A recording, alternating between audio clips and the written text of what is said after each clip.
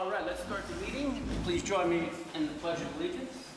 I pledge allegiance to the flag of the United States of America and to the republic for which it stands, one nation, under God, indivisible, with liberty and justice for all.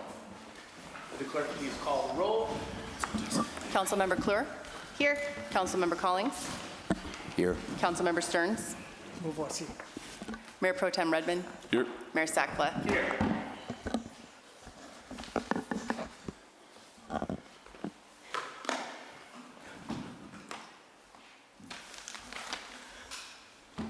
All right, so agenda item number 3 is special presentations.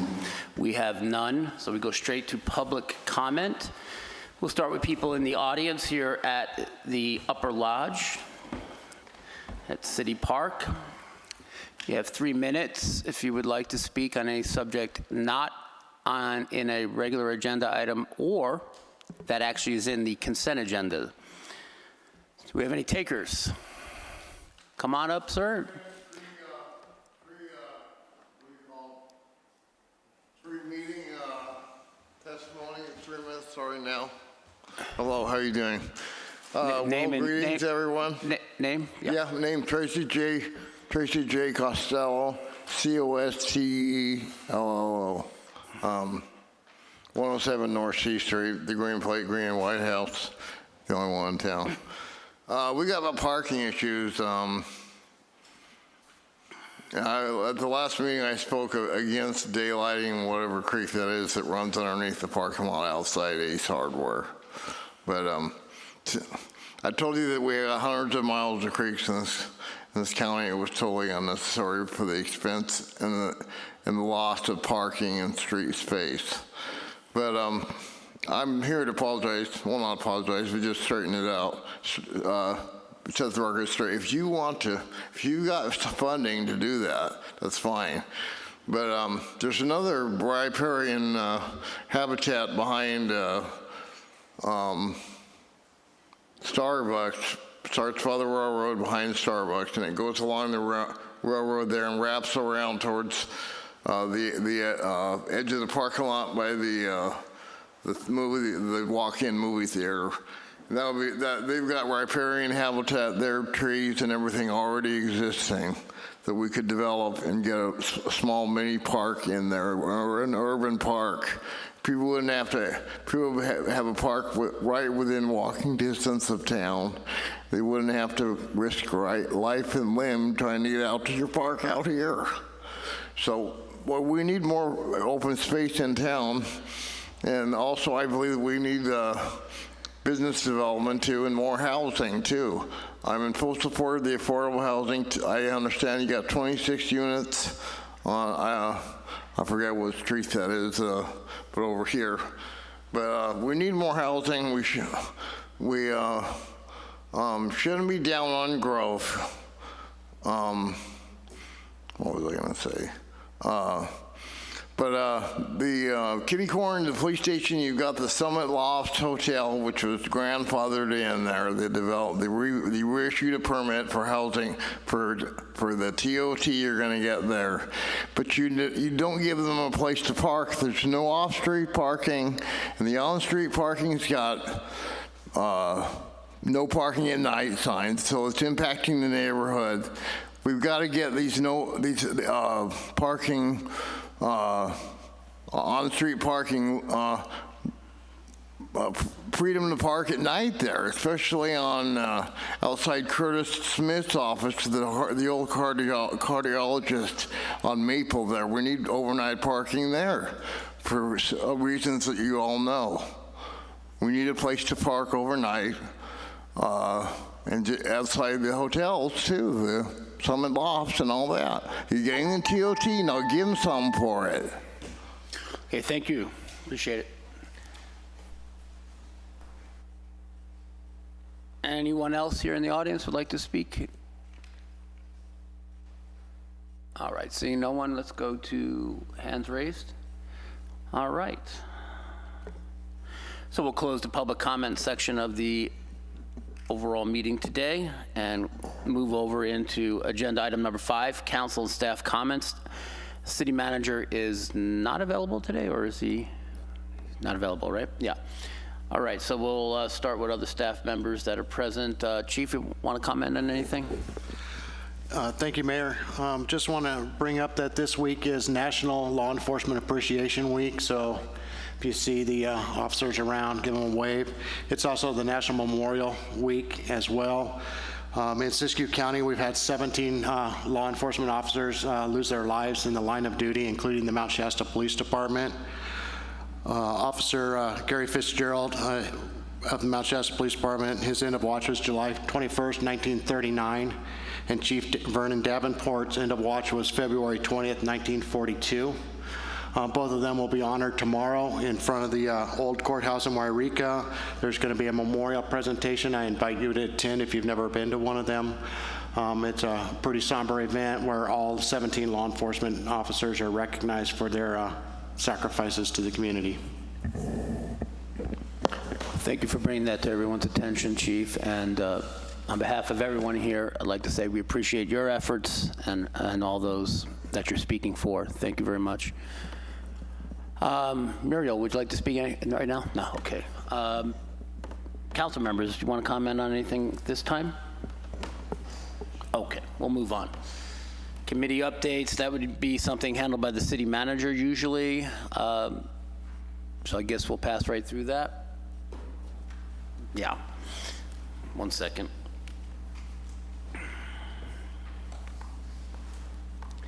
So we will move on to agenda item number 7, consent agenda. Are there any items here that council members would like to pull out for separate comment? No, all right. And everyone was here at the last meeting, correct? Right. All right, the city manager recommends approval of the following consent agenda items. All resolutions and ordinances on this agenda or added hereto shall be introduced or adopted as applicable by title only, and the full reading thereof is hereby waived. A, approval of minutes, April 22nd, 2024, regular meeting. B, approval of disbursements, accounts payable, April 24th, 2024, total gross payroll and taxes for period ending April 28th, 2024. C, committee minutes, beautification committee, March and April 2024. D, resolution CCR-24-13, calling and giving notice of a general municipal election to be held on November 5th, 2024, and requesting consolidation of this election with the presidential general election. E, resolution CCR-24-14, notice of completion of the Oak Street area water system improvements project. F, police department monthly report, April 2024. And G, improvements to meet the security requirements of the Regulatory Information Management System, also known as RIMS, and to improve security for the city. Motion, please. I will move to approve consent agenda items A through G by title only. Second. All those in favor, please say aye. Aye. Aye. And aye. Any opposed? Moving right along. Item number 8. All right, so this is going to be a public hearing regarding applications for funding under the State Community Development Block Grant, also known as CDBG program. Muriel Terrell will introduce this idea. Yes, thank you, Mayor and Council. It's time again that we're going to put an application in for funding, and it's the public's opportunity to come out and say what they would like the funding to be spent on. We have Brandy from Great Northern Services, and we have, what do we have? Nancy, sorry, I'm like, who is that? Nancy from Jedi. She's in her garb for the farmers market. Anyway, threw me off a little bit. They're here to answer any questions and perhaps give a little spiel about what we're planning on trying to do for this funding application. So would the speakers like to introduce what they're trying, what they're reducing money for? All right, and then we'll have clarification questions. Yeah, so once again, I'm Brandy from Great Northern. So Mount Shasta anticipates on submitting an application during the 2024 CDBG program year. And there's no so I'm just reading this from the public hearing notice because I have to. There's no program income dollars that are going to be used because there's no program income. The purpose of the hearing, as was stated, is to review the eligible activities and to collect residents' views on those activities and what possibly we can spend the money on.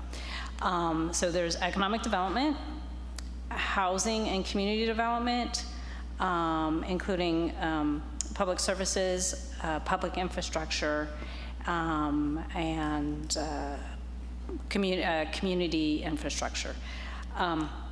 There's possibly about $30 million total in state CDBG funds.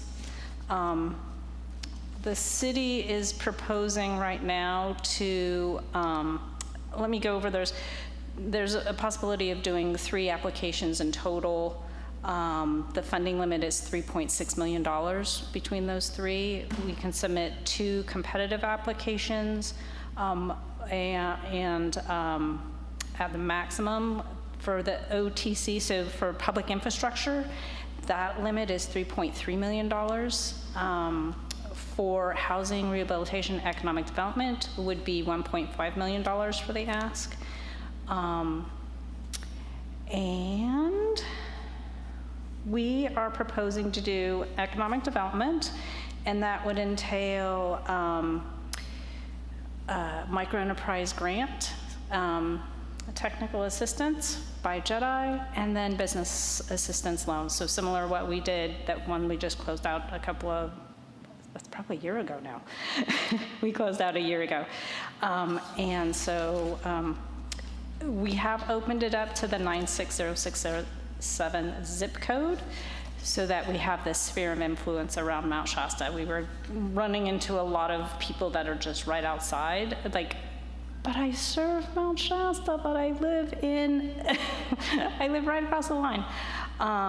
So we are planning to opening up to that. So, and I'll have Nancy talk about JEDI. Thanks. Thank you, Brandy. Nancy Swift, Executive Director of JEDI. Shameless promotion. The farmers market opened today. I thought the man talking about parking was going to say there was no parking today in Castle Street, which is right, because there were vendors. So thank you for allowing us to be downtown and contribute to your downtown.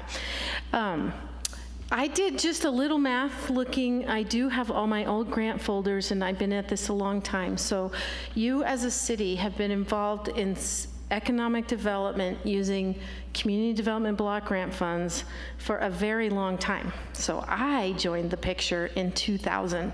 JEDI has been part of 31 grants. This grant application would be the 32nd, and it would be the 7th that Mount Shasta has done for microenterprise technical assistance.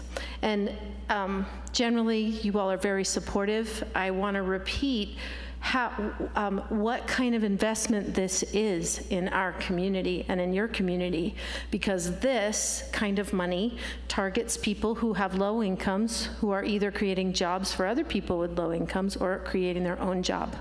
And these jobs build generational wealth. These jobs support families. These jobs make downtown a whole lot more fun, and there's all these hidden gems that aren't on downtown that are allowing families to come here, move here, be here, and all kinds of businesses. So by supporting a targeted assistance to people of low income, you are making this economy work for everybody, and that's really important in our small town. So I also know you know this. Those businesses generate tax revenue for you, and this program leverages other federal dollars. So in fact, and I have a handout for you. When you work with us, we bring the Women's Business Center to you, which is a federal program. So we match dollar for dollar. these CDBG dollars coming in with similar services. So I think these businesses and their tax revenue more than generates the cost of running this program. We hope you'll keep working on it. I'm excited this year. Excited. It's hard to be excited when you're talking about community development, block grant, and HCD, housing and community development. But they changed some of the requirements so that it's less burdensome to qualify for the services. And we've worked with Great Northern since 2000 in these programs. So they're really good at administering these programs. We're really happy.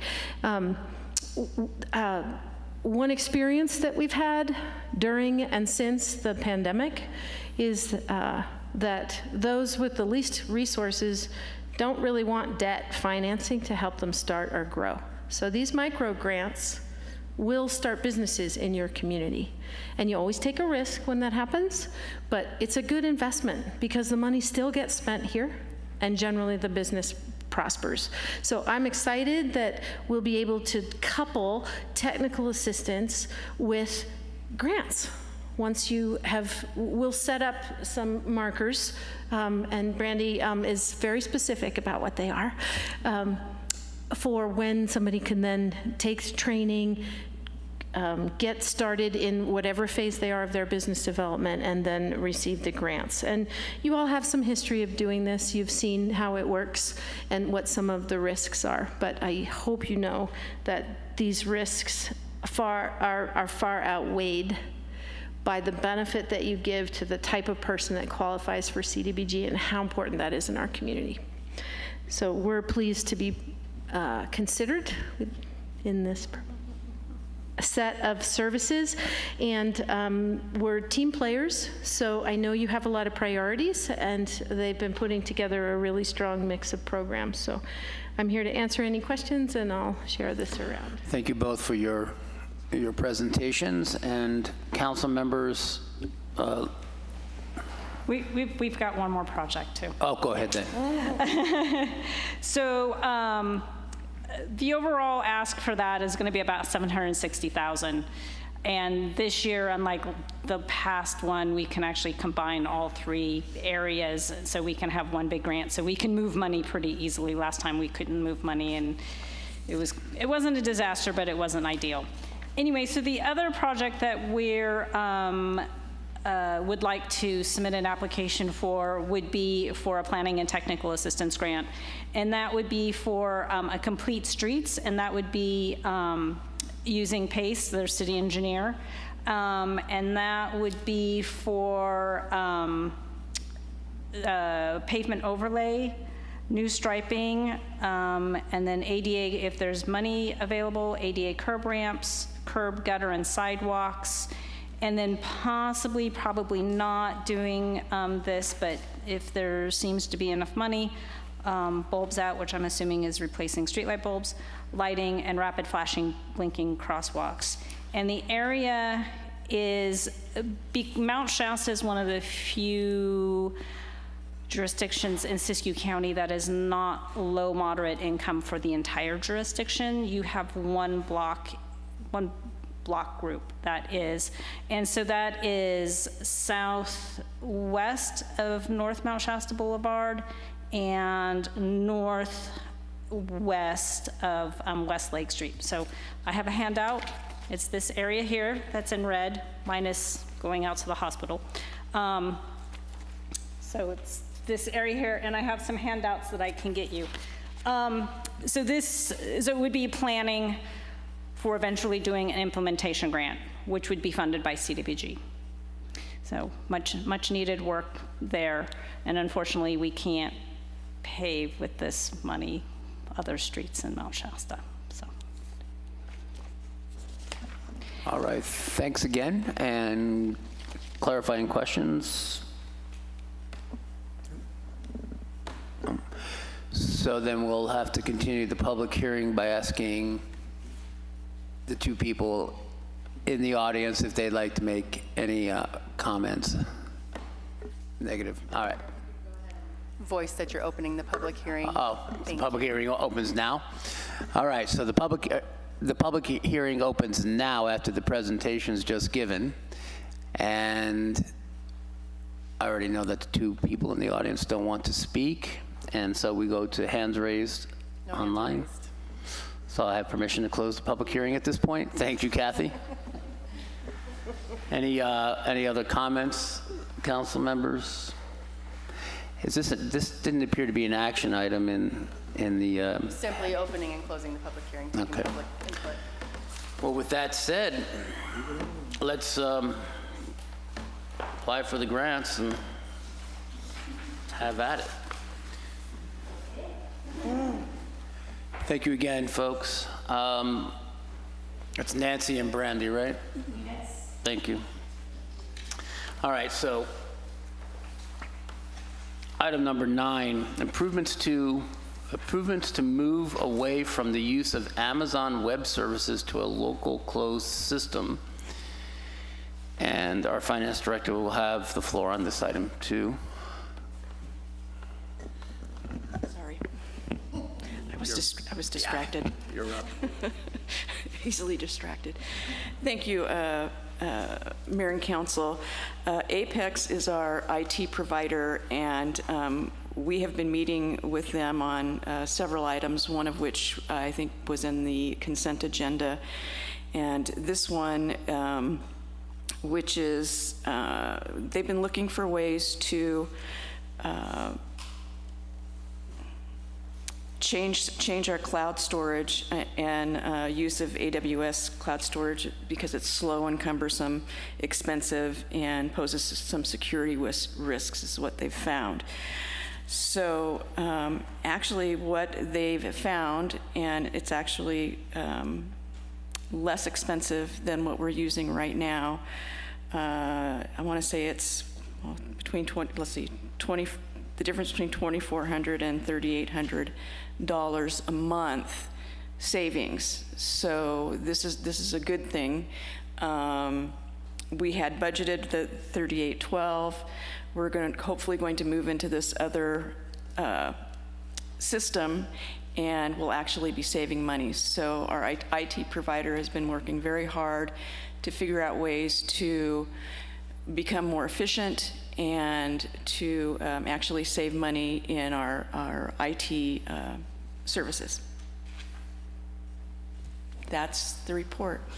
It's just basically a report that we're going to be changing some things in IT, both for our Prop 64, folks, which was actually in your consent agenda, which was basically it's just a budget change in the award, so, and actually saving some money there. And then this one, which is saving some money on the cloud-based computing. So just keeping you informed. All right, clarifying questions. If I understand correctly, there's actually Prop 64 funding that's going to help with this, correct? Well, not with this. There were two different things. There was one in the consent agenda, which is Prop 64 is already paying for, and actually we wound up being able through Apex to delete some of the things we had in the $200,000 contract and change some things around to where we're actually spending, I want to say,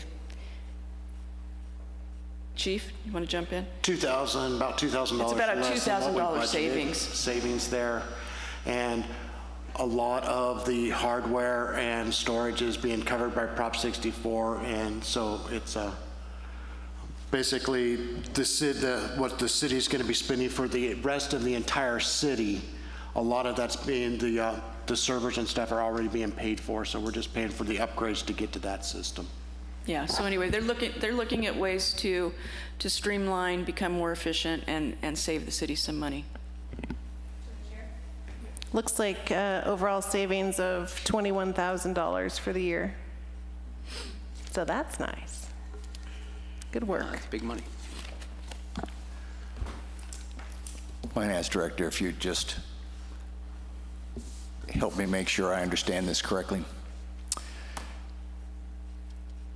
If I get it, we're going to spend about $35,000 for servers to put our cloud data on and bring it inside the city, make it local, safer, easier accessed, faster to use, relative to leasing from Amazon services, and that approximately $35,000 will completely pay itself back in about 17 months, and then we'll actually save a ton of money? Is that kind of the headline? That's the headline. Thanks. More questions? No? All right, so are we clear that there's a upfront cost and then long-term benefit and payback? All right, good. And there is some help from Prop 64 for the RIMS system, I believe, yeah. All right. So, public comment here in the audience. Would anyone like to comment on this transition away from Apex? Well, Apex is helping us transition away from Amazon. All right, no takers. Any hands raised? No hands raised. All right, I'll close the public comment on this item. Now, this is an actionable item, correct? And unless there's any further comments, I will make a motion to approve moving the city's cloud-based computing architecture to a local cloud system for a cost of $31,190. Second. all those in favor, please say aye. Aye. Aye. Aye. Any opposed? Wonderful. We'll move on to item number 10. First reading of ordinance CCO-24 to be determined, City Council compensation. City Clerk will give us the background on this. Thank you, Mayor, members of the council. As you recall, earlier this year in February, council voted to increase council member compensation from $220 a month to $300 a month. That increase was set to take effect in probably early December after the certification of the November election.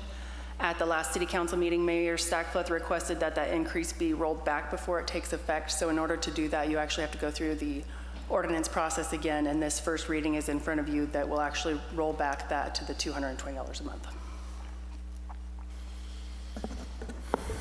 Any clarifying questions? All right. Public comments on this item? No takers again. Hands raised. All right. Back to council for discussion. Yep.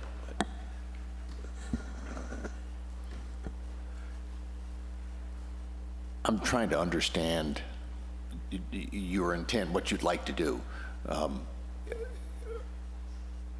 If we undo this ordinance, do you have an intent to bring it back to redo it before, so it takes effect roughly in the same time frame?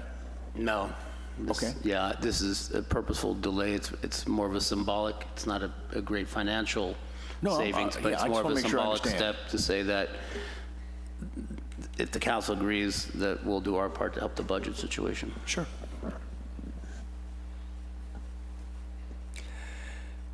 So I'm probably the only one who's not going to be on council. So my comments hopefully are objective, unbiased. I think while it is symbolic and ought to be recognized as made in good intent, good faith, I would not be supporting this. I think there's good reason to keep it at the 300. That won't take effect until after I'm off the council. So I will not be benefiting, but I think it makes good sense. The annual savings of less than $5,000 by rolling this back, I think can be offset by the amount of time that council members put in. And the potential benefit to the community and to the interest of others who might want to serve. To the chair. I agree with Councilmember Stearns. I think this was brought for a number of reasons, but my main reason was to attract new people to run for council to make it an appealing thing to do. We are monitoring a very large budget. It's a lot of weight on our shoulders to make sure that things are running smoothly, that we are attracting business and economic stability. So I don't think that it should go away, but I will honor your wanting to be symbolic to say that we will also Sacrifice. sacrifice in these times, but I do agree with Councilmember Stearns. Any thoughts? Well, I wasn't here for any of the meetings back in December and January over this with some travels, but I would have voted against it. I do not think going up to 300 was necessary as far as attracting people to run for city council. You got to remember some of this is volunteerism on our part, and I just think it looks bad that we're going to 300 a month when people are seeing us meeting twice a month. That we're paying, the eyes of basic math, we're paying ourselves $150 for a meeting, and we've been here half an hour, and that's $150 to the general look. I don't like how that looks either. Plus, we're at a time when we're telling other people no.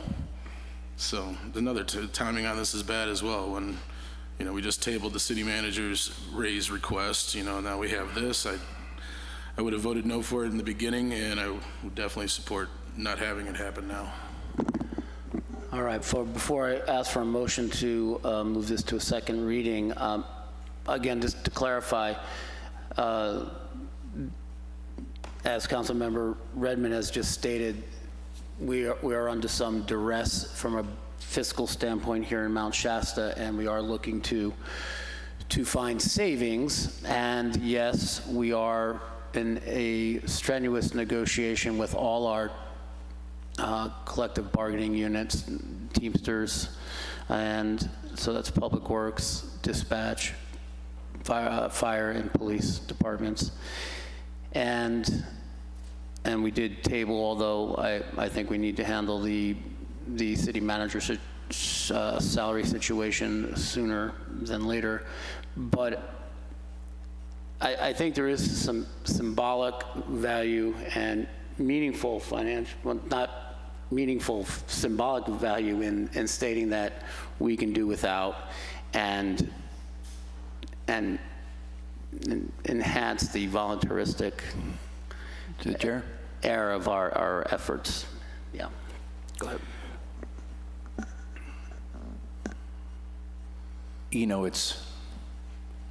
It's interesting how some of the smaller things take a lot of the brain space for processing, because this is a $80 a month raise. And while I support your effort, Mayor, just so we're clear. Well, you were very not interested in the raise, as I recall. Oh yeah, I definitely support it, but I'd like to make clear to the people who are listening or watching at some time in the future that somewhere between 95 and 98% of the time that the council does its job, we're doing it not here. We're doing it in meetings, we're reading things, we do a lot of prep to get ready for when we meet in public. And after 10 years of doing this, at least 95% of the time, the work that gets done, which at least speaking for myself averages 30, 40 hours a month, is not done here because, yeah, we're going to get out in like half an hour, I think, tonight. And that's a good thing, by the way.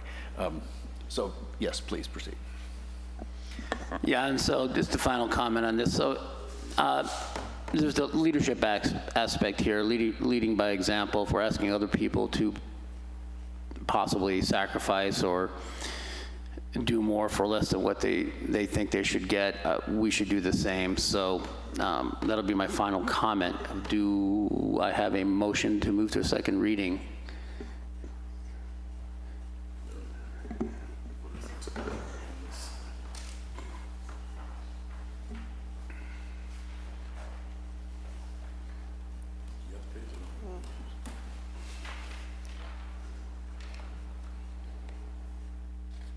One moment.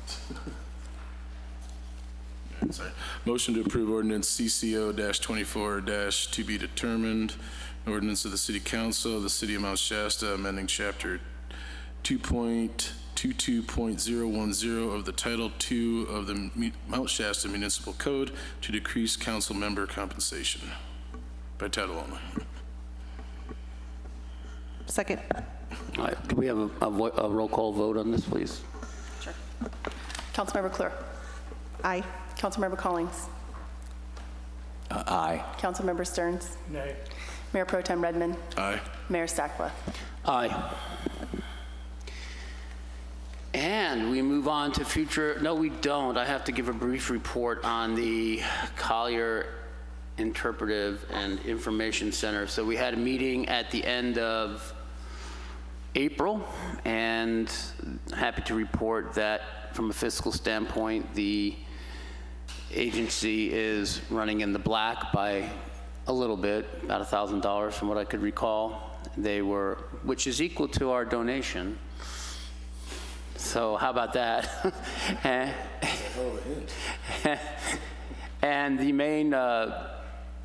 main project going on is to finish the river walk with the signage that is currently being made.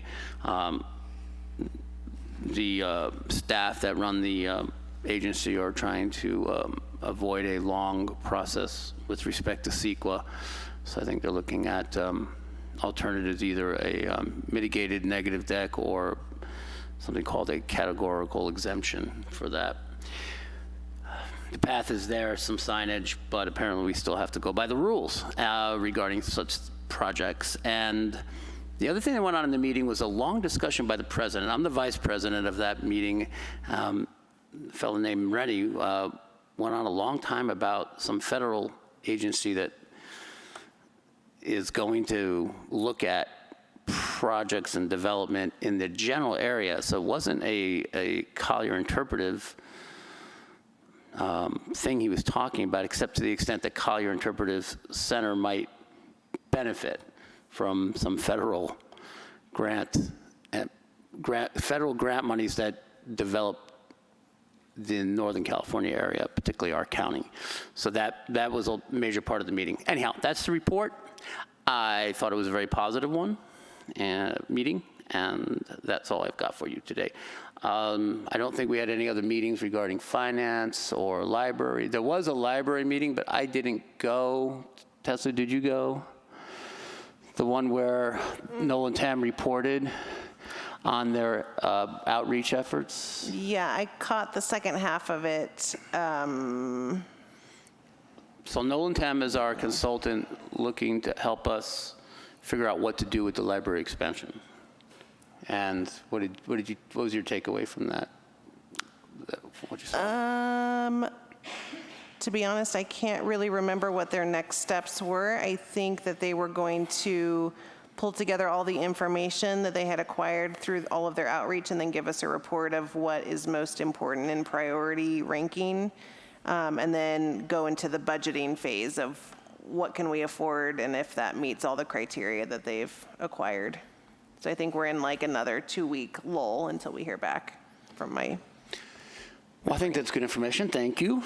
So they are doing their work, and we'll have some information regarding what they're trying to figure out is what to do with the expansion, how big it should be, what should be the components within the library, and so forth. What does the community need, community want, and so forth. And that hasn't really been clearly delineated up till now. So I'll wait for the train to go by, and then we'll end up with future agenda items. Think about what you want to put on here. Remember, Todd has requested that we not add too many things.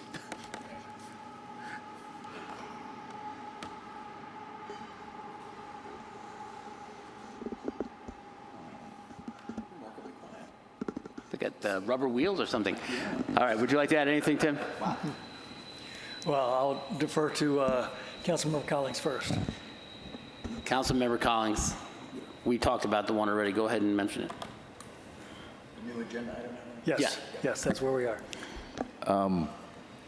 I'd like to put the city manager's salary increase back on the agenda, and I'd like to spend about 90 seconds to say what changed since the last time we took it off. I will support that, so I don't know that we need any more commentary. Yeah, Well, but I think everybody should know. it's a short meeting. Let him go ahead and Yeah, introduce it's us. a short meeting. Then I can do this in 90 seconds. Unusual, but true. Yeah, but you'd have good reason. First of all, the revenue numbers that we got presented at the end of last month were sales tax was down 4.6%, and because a big chunk of money came in, now that number year-to-date through the end of March is down 1.3% from 4.6. Second is TOT, which was down 1.5%. And because a lot of TOT is paid quarterly instead of monthly, those quarterly payments for the first quarter of this year, this is year-to-date numbers, we went from down 1.5 to up 5.9% in TOT tax. The second, and let me just kind of cut to the bottom line, which is if we're looking to grow this town, we've had stagnant population for 30 to 35 years. Actually, I just saw a 2022 number is down from the census number of 2020. Yeah, it's not good. We're stagnant. So No, we're declining. We need bodies. So to grow our revenue, to keep this town solvent and in good shape, it's really a fork in the road. One is increase revenue through increasing taxes. In any number of ways, sales tax seems to be a conversation for lots of people these days, but the other way is simply grow the town, simply add development.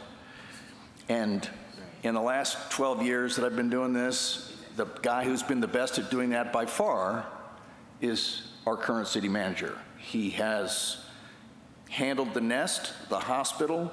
There's a letter of intent with a developer on the Landing, which also known as Roseburg, and he's got a good relation with K2 development for things that are going to come in a year from now. I think he's the best we've had. I think we need to keep him, which is why I want to put the salary. Is he threatening to leave? Is he threatening to leave? On and off. I can't quite hear you. Is he Is there a threatening to fork leave? in the road? Do you have information that makes it, why does it have to come back right now when we decided to push it off until December, is my question. Is there a threat for him to leave? Well, that's beyond the appropriate discussion, So- I think. it's a The idea, I guess I'm- the agenda item is simply to My so there- propose question, items to go on the I future understand. agenda. Let me And then we rephrase. can have discussion later. let me rephrase. We had previously agreed to let this go until December. No, it was possibly until no later than December, not, and Councilmember Redmond made the motion to table it, but it was tied in with the union negotiations and seeing how those go. Also the fact you can put it back on the menu. That's what yeah, we'll put it on the menu. So first meeting in June? Yeah. All right, well, yeah, first meeting. We have two right here, and then I'll, suggest the first meeting in June. And that'll be that item.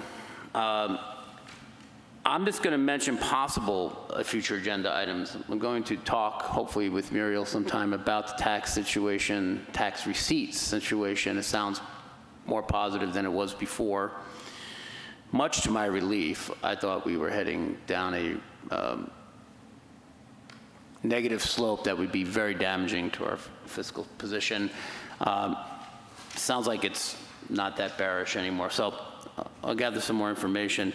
Still think that we may need to, and this is up and set it up now, put a ballot measure for a half-cent sales tax increase in November.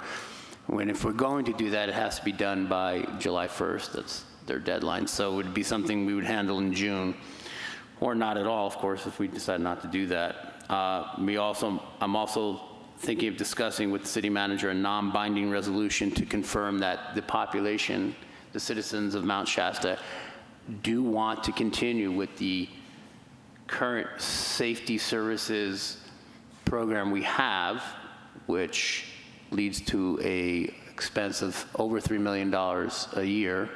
So that's fire, PD, and dispatch. I happen to think that'll be approved overwhelmingly, but potential agenda item. In other words, you want to continue with the status quo, or would you rather hire the county? Yeah, I don't, just want to confirm. And somewhere in that ballot language would be made clear that this isn't for free and needs to be underwritten by a sales tax increase. So that's sort of what I'm heading towards there. But it's just a potential agenda item. Personally, I think those items ought to be held off until at least next year. Well, I think it should. And I won't be here, but you will be. Big, well, then you're really talking about March 2020. No, it would be June 2026. The first primary, since it's a non-presidential year here in California, would be in June. Well, I better hope that these tax receipts keep going up, Tim, or we're going to be out of reserve. And we don't want to be out of reserve funds. So that's why I'm taking this very seriously. That potential tax increases, that is. I appreciate the long-term thinking. All right. And I'm going to talk to staff members about grant writing and find out if there's any hesitation about writing grants of any sorts. See if we need to have a resolution that states that we're going to aggressively attack all possibilities with respect to grant writing, regardless of what category or what type they are, and that if we need to hire an assistant part-time to help write the grant applications, we should do that. So that's a potential future agenda item. In other words, from my perspective, it looks like grants have really helped us out, whether it was COVID money or the $900,000 worth of grants on the budget for the next fiscal year. We really can't do without them. So we need to pursue them with the utmost urgency. Just want to make sure everybody's on board regarding that before I make it a future agenda item. Any other questions? Any other ideas? All right. So we'll adjourn the meeting here at 6:18 without objection.